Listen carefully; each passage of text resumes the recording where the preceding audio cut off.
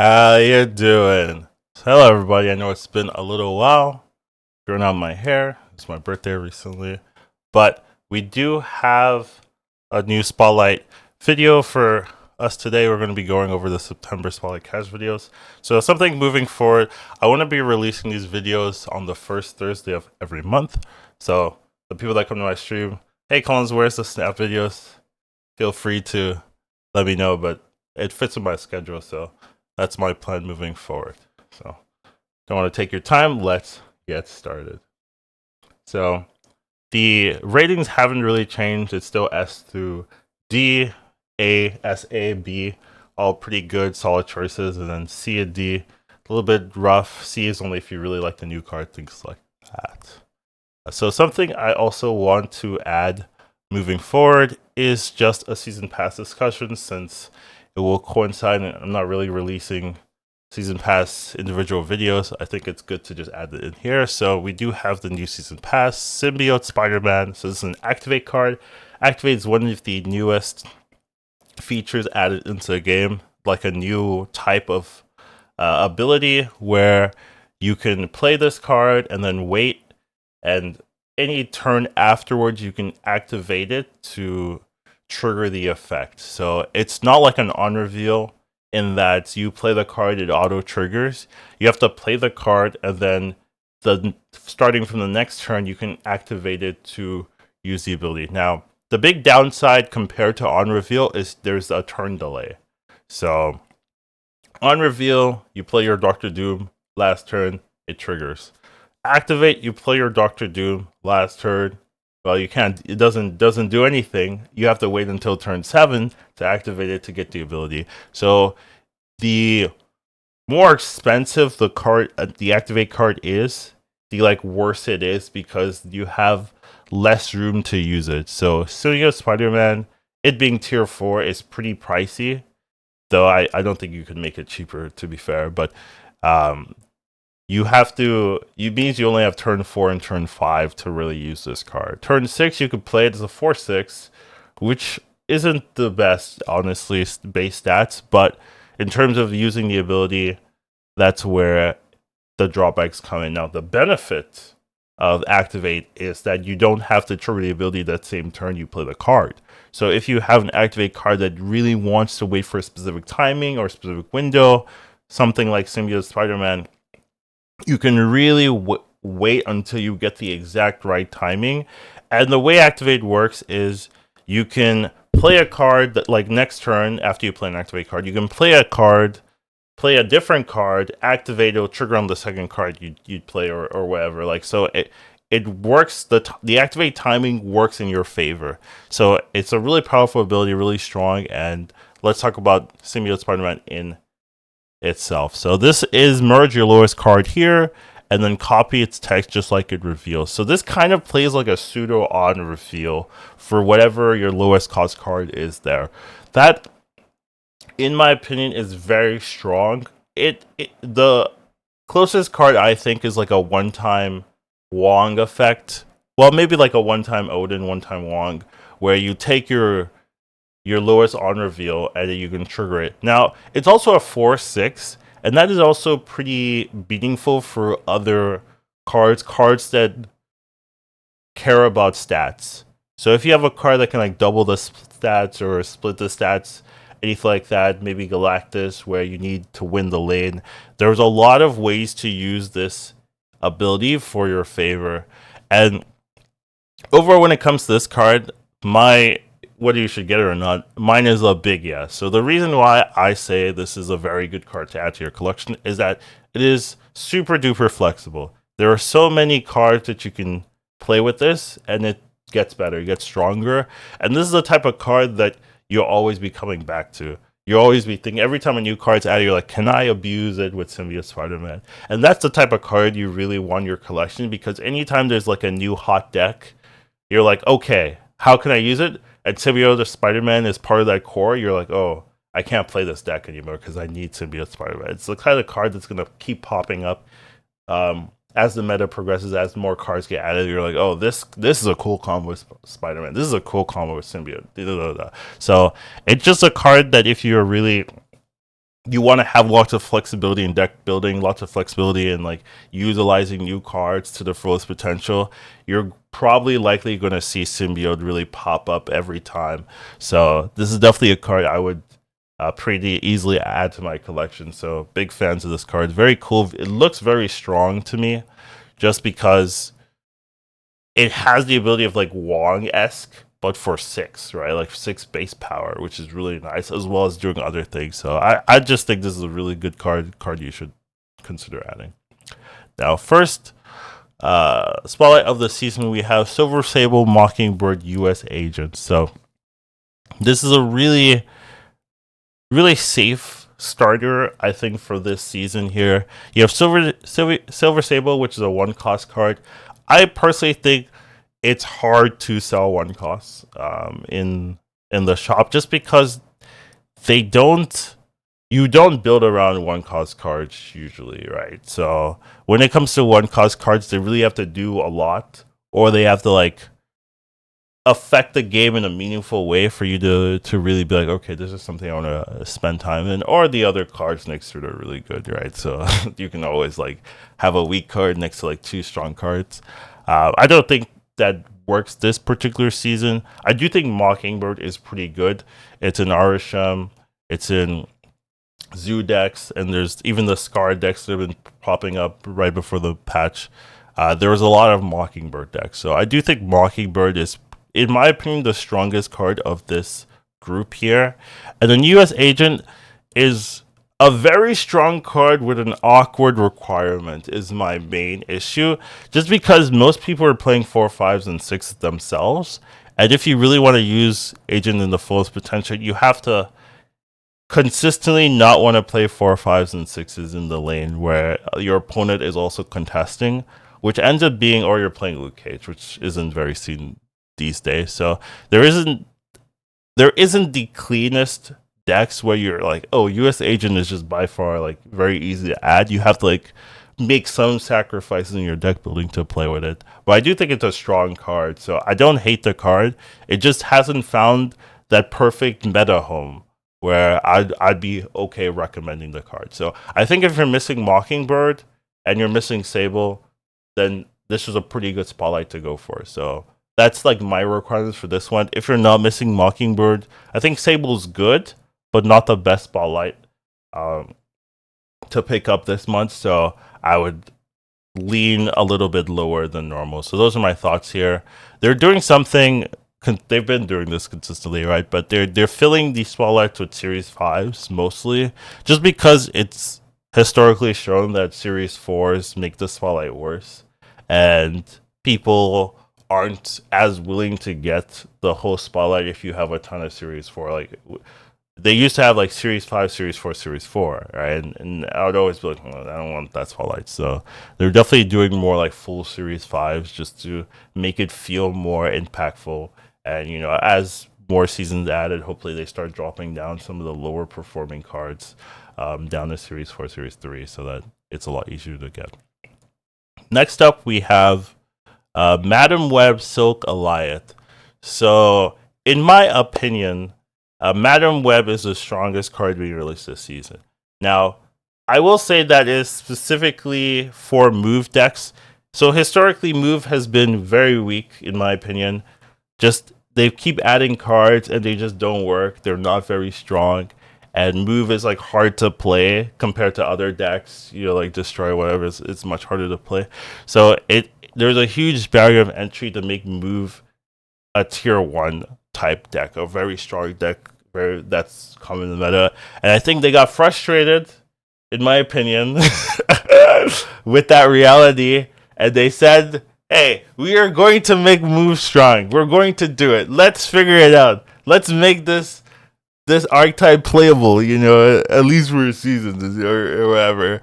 And they came up with this card, because I think this card's absolutely stupid, in my opinion. Like, crazy strong.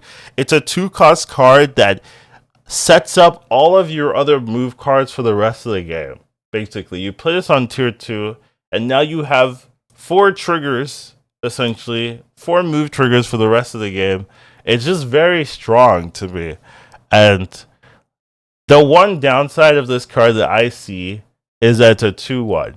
And because it's a 2-1, it might not see play in general decks. I think if this was a 2-2 or something like that, you could just splash this into like every deck. Now, it's not even only good for move, is my main issue. You can also use this to like protect your cards, right? You can move this any lane, or you can move your other cards into the other 2 lanes. So let's say you have a big card in Madam Web, and you're like, oh, they're gonna Shang-Chi me or Shadow King me. You can just say, hey, I'm gonna move this, protect my card, and then the user like, you can't really say as an opponent, oh, I'm going to Shang-Chi your card in your Madam Web lane, because you always know there's a risk they're just moving it away. So it has that protect effect as well, and it's just a very strong card that I just think is going to bring move into the limelight. Like, it's hard to say that, hey, you and there are other synergies, right? Hercules is now very cheap, so you can always double move with Hercules. There's just a lot of easy synergies for move to really work with this card. So I'm a big fan of this card in terms of power level. I don't know if I'm a fan in terms of balance, but I'm a fan in terms I do think move will have a place in the meta once this card comes out. So definitely think Madam Web's super strong. If you're a move fan, I'd say very much get this. Like, the only reason I would say you wouldn't get this is you don't want to play move at all. But I think if you're ever going to play move decks ever going forward, this is going to be in your deck. Like, period. I just don't see how this card gets released and then you build a move deck and you're like, oh, I'm not going to play Madam Web. Like, I don't see it. So I just think if you're ever in the mood for move at any point in the future, you pretty much need to get this card. So definitely high tier for me. The other 2 cards it's next to, I think Silk is the weakest card in all of the spotlights, and makes sense that it's next to the strongest card in my opinion in all this in the spotlights for this month. So Silk is kind of a X. Honestly, think you can buff Silk. It could be a 2/6 these days, like 2/5. Like, Hydro Bob is a 1/5, which I still think is wrong. Like, I once I saw the buff to 1/5 Hydro Bob, I'm like, this isn't right. Like, there's no downside. It's a Titania, with no downside to me. Like, I don't understand it, but they wanted it to sell. I assume so. They made that change, and now like Silk is like, what am I doing? Like, I'm a 2/5, like, and Hydro Bob's a 1/5. Like, you gotta really buff Silk. So Silk is just like not a card to me that you'd really want to play. So it's really just Madam Web Alliath. Alliath though is pretty good. It's kind of been a resurgence with all the Arisham decks that people are playing, and you can see it in other type of decks too. So it did get better. It used to be a 6/9, but now it's a 6/10, and I think the 10 power really did make it meaningful to play. So definitely, if you're gonna pull Madam Web, preferably you'd have Alliath. I do have Thanos here. I didn't fix that. Ignore that. But it is Thanos level. Or that's an insult or a compliment. It's Thanos level right now. So definitely pick up Madam Web if you like move at all in any capacity. And then if you're missing Alliath, it makes it a lot easier to pick up the deck. Now I realized I have not fixed the color scheme of the of my ratings. So I guess I will do that with the magic of editing. We will fix the color scheme. We fixed the color scheme. So we do have Madam Web. Pick it up if you like it. Next up, we have the other move support card for this season. We have Arana. So this is kind of like the updated move support compared to Ghost Spider and Iron Fist.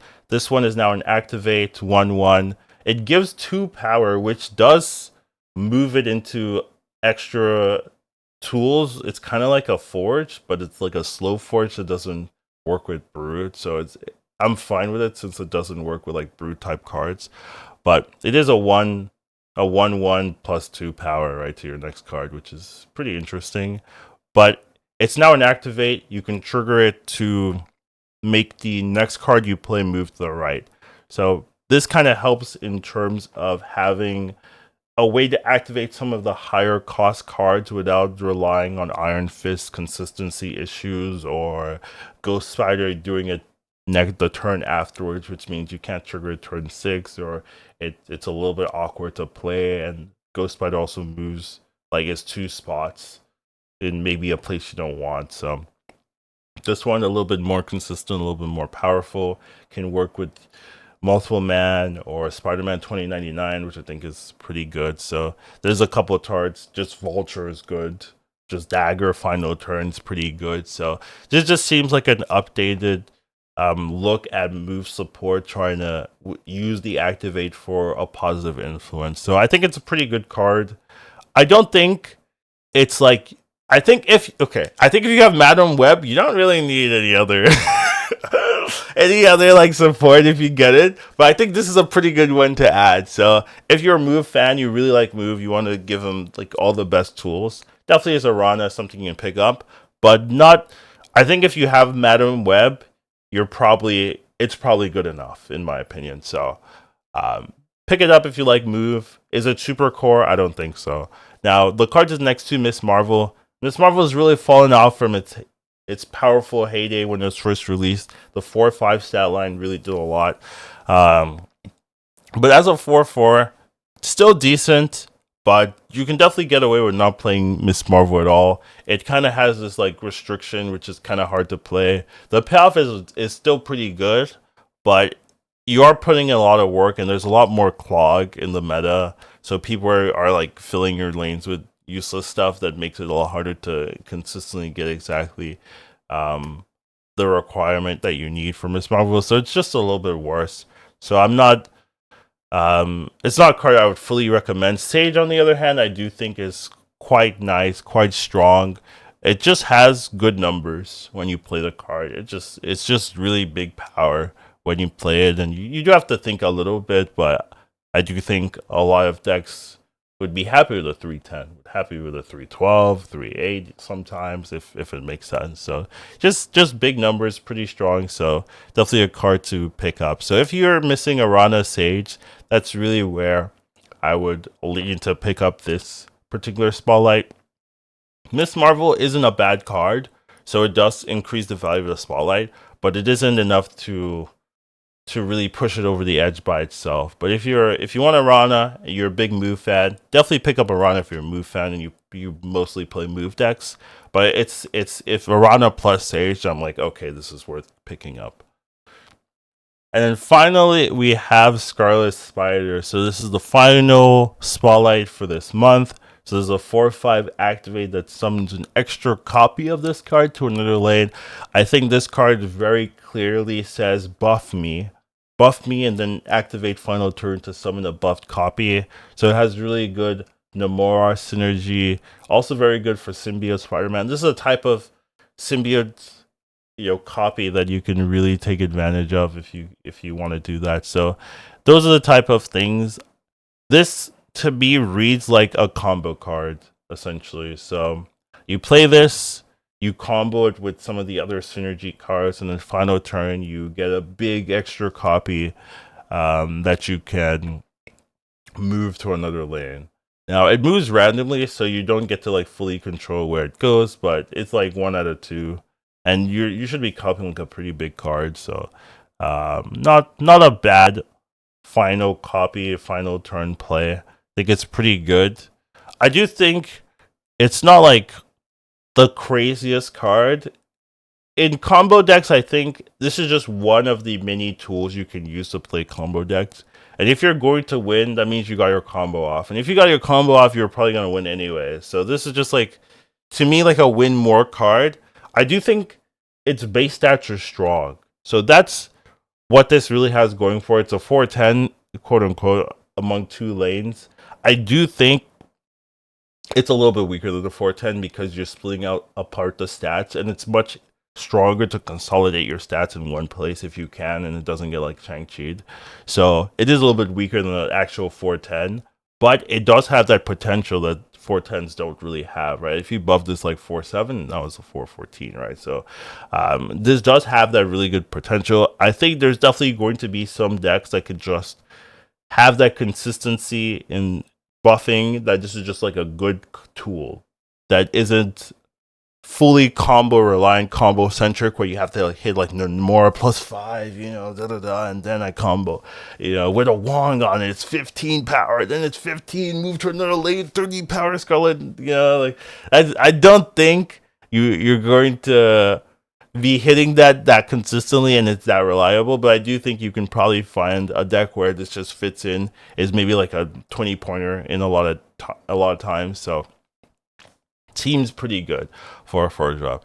Now the cards it's next to, I think, are probably the strongest of a group, right? Scar plus White Widow. Really happy with both of these cards. Scar really resurgence before the patch change, where it worked with Mockingbird and Sasquatch to make this really good Scar deck. The Scar is like kind of like almost problematic. It's not problematic, but like if you make enough very cheap 10 power cards, you get the 0 power Scar. Now, when Scar released, it was really hard to get 0 power Scar. You kind of had to rely on 2 power Scar with like 4 power body or support card. But with the introduction of the Sasquatch plus Mockingbird being 10 power as well, you can easily get 10 power on 3, 10 power on 4, 10 power on 5, right? And then you get 0 power Scar, which is like, you know, pretty powerful. So something to watch out for. Definitely think Mockingbird is like too easy to splash and is like already strong enough without being added here. But definitely, I think Scar is very good. Only going to get stronger. And it did get stronger as more cards getting added. You can see it here. And then White Widow is just one of my favorite new additions. It's a toxic card, but it's good. So, still like the card. Still think it's very good. So, if you're picking up Scarlet Scarlet and you're missing these other 2 cards, I think it's a pretty easy pickup. Even if you're missing just one of the 2, I still think it's pretty solid. And if you're only going for Scarlet Spider, then that means you have a deck in mind that you want to play Scarlet Spider in, and that's fine, right? So overall, still a pretty good spotlight to say. So when I look at these spotlights, these 4 here, I'm pretty happy with the power level of it. The only like bad card is the Silk, but it's next to Madam Web, which is pretty sure intentional. Just put the bad card with the best card. And then the rest of these are pretty balanced power levels. So not a bad spotlight here. And then, of course, Season Pass, Symbiote Spider-Man, I think is fantastic. So a lot of fun cards here. There's no S tier. When I did my tiers, and I usually have like an S somewhere. I mean, the closest to S is like Madam Web. But I think the issue is like, since it's a 2-1 instead of like a 2-2, it's probably going to be relegated to mostly move decks. And I think if you don't want to play move, you don't like that playstyle, then like why get the card? So that's like the issue there. But overall, like a fantastic season for Activate, for spiders, for moving, for funsies. So yeah, pretty happy with these releases. Hope you guys enjoyed the video. Take care of yourselves. Have a wonderful rest of the month. These days is the sequence I'm going for. And I'll see you in the next one. Bye-bye. Once you watch him, you won't go back. He'll teach you to marvel snap.